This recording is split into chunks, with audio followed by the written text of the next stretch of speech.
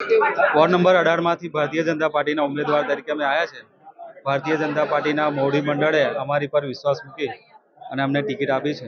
એની બદલ એમનો ખૂબ ખૂબ આભાર વ્યક્ત કરું છું. ઘણા કામો કર્યા છે, જે આશા નથી એના કરતાં પણ વધારે કામો કર્યા છે અને નવેસરથી નવી દિશા અને નવી રીતે વિકાસના કાર્યો કરીશું.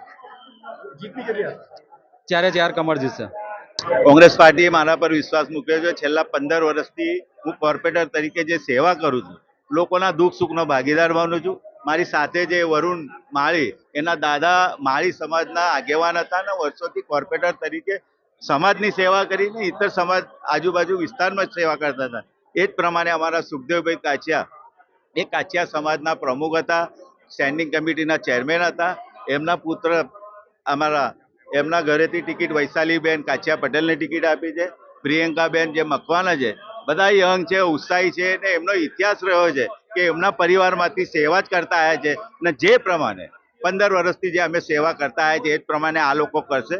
અને આપણે છેલ્લા જાણીએ કે છેલ્લા 30 વર્ષથી જે સત્તા પર બેઠા છે, જેમની જવાબદારી હોય કે વડોદરા શહેરને લોકોને 2 ટાઈમ સારું પાણી આપવાનું, જે લોકોની જોવા પર રસ્તા બી તમે ચાલતા લોકો ગટરમાં પડી જાય, મરી જાય, બોટકાનમાં નાના બાળકો, માસૂમ બાળક ગુજરી જતા હોય અંદર ડૂબીને, અને તો પણ આ લોકો એમનો કોઈ સહારો ના કરે.